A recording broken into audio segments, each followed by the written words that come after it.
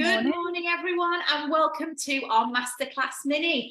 This morning, Antoinette and I are joined by the lovely Felice Ayling from Loud Women. So welcome, Felice. Good morning. Morning. It's so nice to be here. It's so nice to be chatting with you both.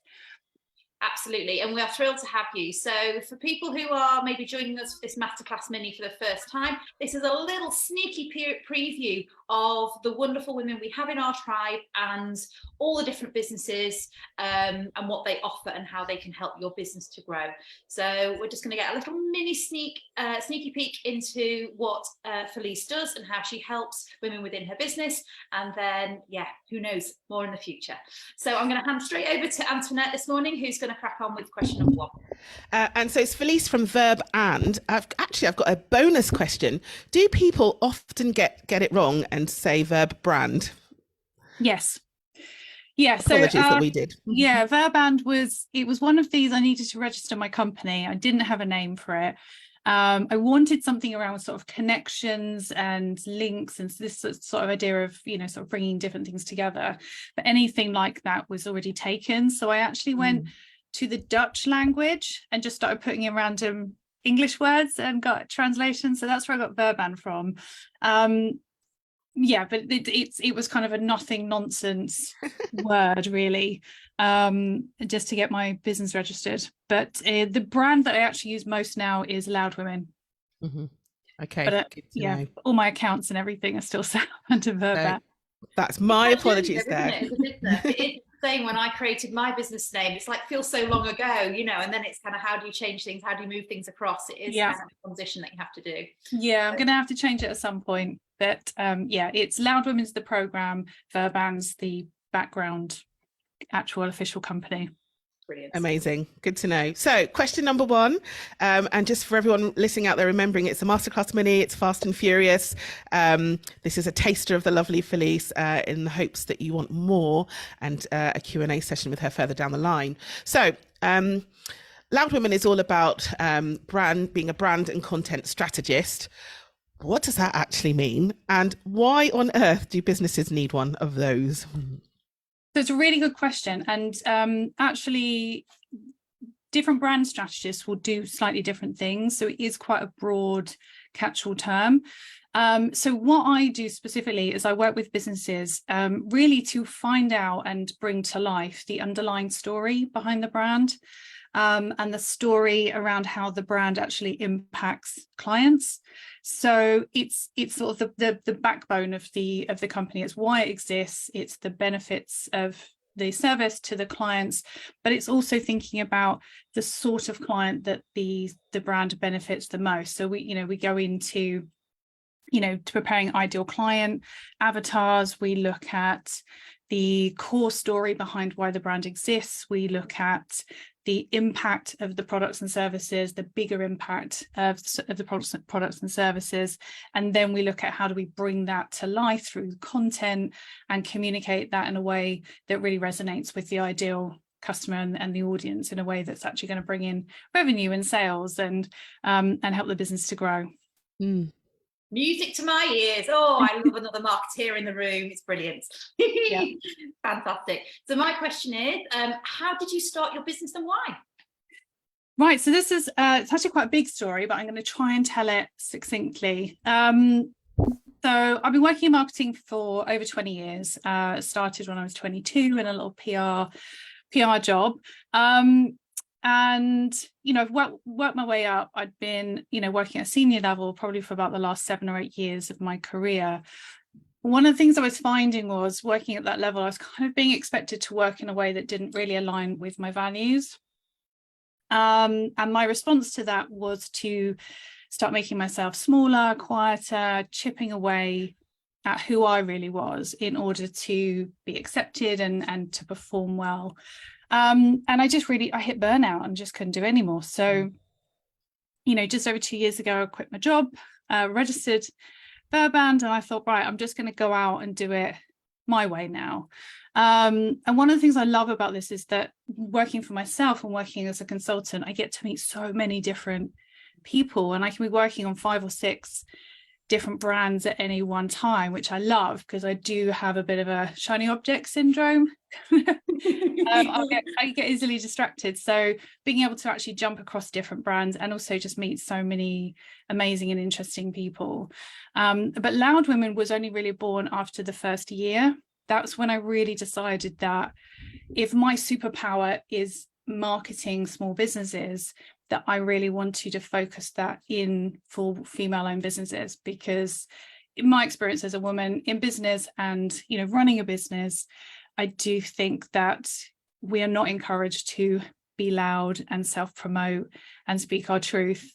And so I see this as sort of, you know, changing the face of women in business, one business owner at a time.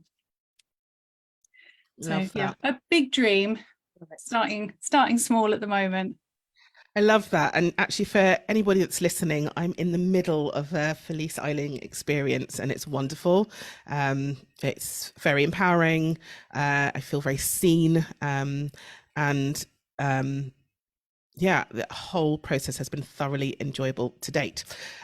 So well, to be I'm fair, diverted. You are a dream client, I must admit. We've teed this up, everybody. Yeah.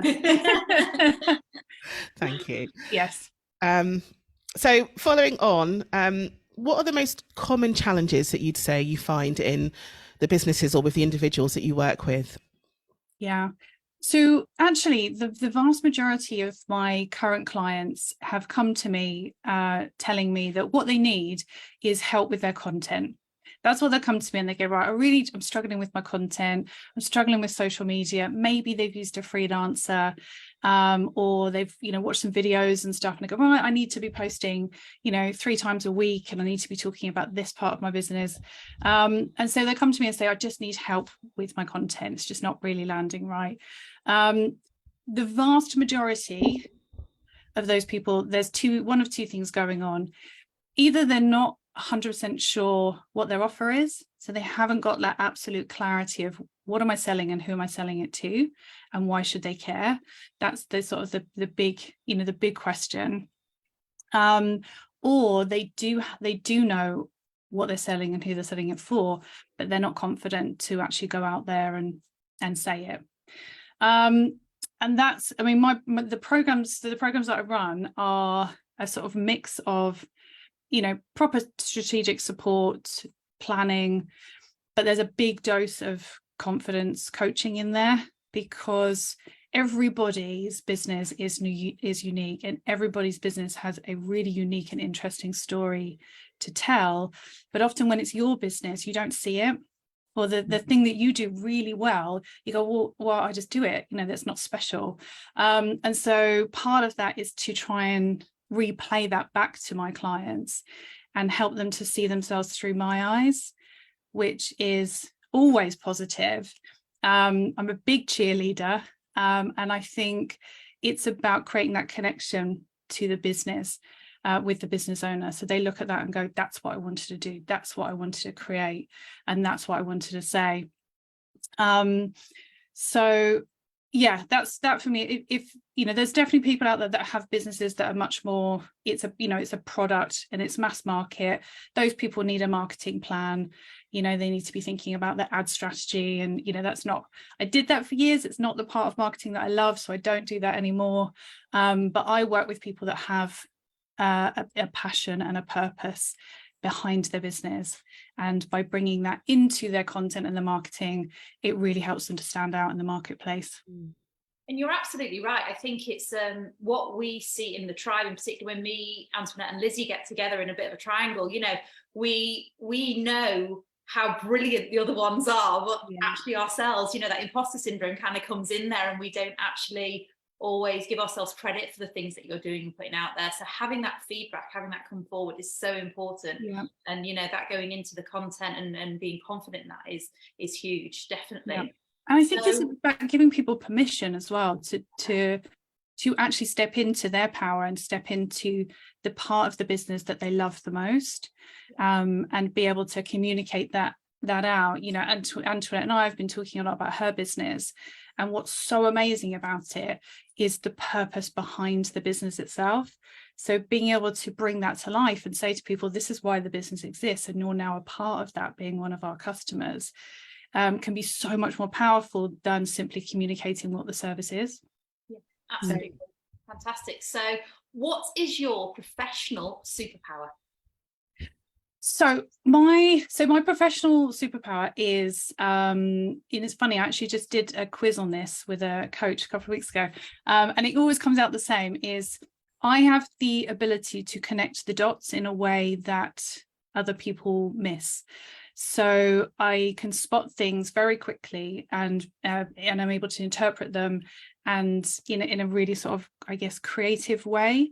So I'm all about big ideas, big opportunities, and I like to sort of step out of, challenge the status quo a little bit and push the boundaries, because I believe that that's where the magic often happens, is when we're prepared to step out of the norm, break the rules a bit.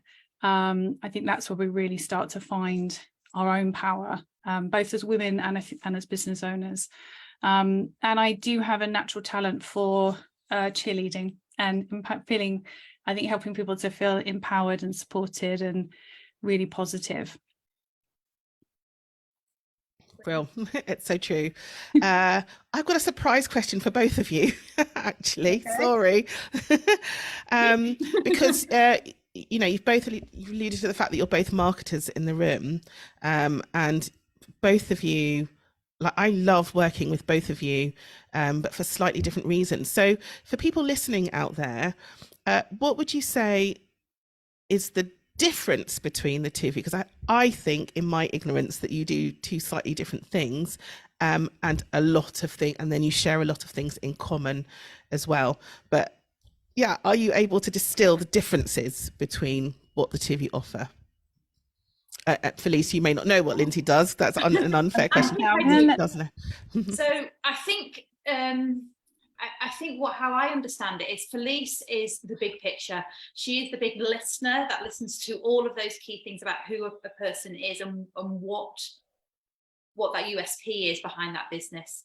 I am the mechanism that creates all that and puts that out in front of the audience. So I love working with brand strategists like Felice, because they've done the thinking, they've really done that deep work, and a client who comes with that and knows who she is and what she wants to put out there to the world is a dream. So I'll do a social media strategy, but I'm going to be taking Felice's work and integrating that into the broad breadth of content that's required, with all the ads and with all the extra bits, and make that whole thing work in a big harmony. So that's the way I see that we work together, and yeah, it's a dream when it works like that. I mean, when you've got the two together, because I've been on the other side of it, where I've handed things over to and unfortunately there are a lot of people out there selling marketing services and cookie cutter marketing plans, and they're just not worth the paper that they're written on, and so I think it's definitely something that I want to try and help and empower women to actually understand marketing, and what it is, and be able to do a certain amount of it themselves, or at least be able to have an educated conversation with marketers, so that they don't end up being, robbed of their money, which I've definitely seen happen. But yeah, I think when you bring those two together and you have a really powerful strategy and a really powerful plan to execute it, there's no stopping you. I love working with marketers like Lindsay, who just absolutely nail it and know exactly how to turn that thinking, because it's also going to evolve. I'll do the thinking, I'll come up with the strategy, but actually once you start to execute, you might need to come back and adjust things and shift things. So actually this message resonated stronger than this one did, or actually we need to shift into a slightly different platform or format. And it's always ever evolving. Even things like the brand values, they're always evolving. So it's a snapshot and a point in time of where that business owner is now and where they want to go. Nothing stays still in business or marketing. That is one constant. No, it doesn't. No, it's like, do you know what? I quite often question whether, question whether even marketing qualifications and degrees are even worth the paper they're written on, because by the time the course is been written, it can take a year, 2 years for it to get approved and signed off, and then you've got to teach it for 3 years. I think the fundamental principles don't change, but I think when it comes to digital, it changes so fast, and that's the thing for most of my clients, there's so many options. It's overwhelming if you're trying to do it yourself and you've never done it before. There's a million platforms and there's contradicting advice everywhere. And I think so the one message I always try and get across is marketing at its core is storytelling. And so if you know what your story is and who you're telling it to and how to tell it, everything else kind of doesn't matter. Yes, you do need to make sure you're on the platform that your clients are on. There's no point putting all your attention into Instagram if all your clients are on LinkedIn. But the idea behind that, all of that, is a good story well told will beat out the most professionally well produced, put together piece of content, because people want to hear stories. We're still very much wired to listen to stories and connect emotionally. Absolutely. It's about taking those stories and then putting it in little different bits Yep. and trying to make that into different digestible chunks of stories, because people Yep. like things in different ways. Yeah. So, I think you have to keep retelling it as well, because people forget. So for every time you put a post out, people will have forgotten it within 3 days. So there's nothing wrong with just keep retelling it, even if you just tweak it slightly. If it's something you put up a year ago, just repost it as it is. No one's going to remember that they saw it last year. So That's so depressing. You are the only one who sees all of your content. Literally. Yeah. But on the flip side, though, it also I think helps to reduce the risk of people putting out content that they're not sure about, because if you say to someone, if you miss the mark, no one's actually going to see it. So while it's a little bit devastating to have no views on your content, I think there's something freeing about it to say, put it out there, make mistakes, as long as you're not saying anything that's going to cause you any hate or go viral for the wrong reasons. Put stuff out there, try it out, test it out, because if nobody sees it, no one knows that you made a mistake. So that's my view anyway. So it's just, if you're doing it yourself, just test it, keep trying, put that gorgeous face on camera if you can, and just share what you're excited about. Definitely. And then our last question is a surprise question from the lovely Fiona Ramasani from Grace Dance last time. Okay. She was on with us. So her question to you is, what's the tech platform or app that you can't live without? Or Canva. Canva. I love it. I'm in Canva every single day. I mean, outside of like social platforms, I'm on LinkedIn like 20,000 times a day, but the one I absolutely cannot do without is Canva. I just love it. All of my videos are created in it, all my images. I've got presentations, my masterclass content's all in there, all my downloadable documents are all in there. I love it. You've heard it here, folks. That's coming with the AI at the moment, all the magic that's being fed into it. They're testing all that out at the moment. It's an exciting place. It was and I think for a lot of small business owners as well, design can be so expensive, and it feels like such a nice to have, but we know that being able to because I use Canva to edit my videos as well, and just cut bits out and stuff. So it's having a platform like that that's like £11 a month, and it's got all your brand in it. You can start with templates and work your way up.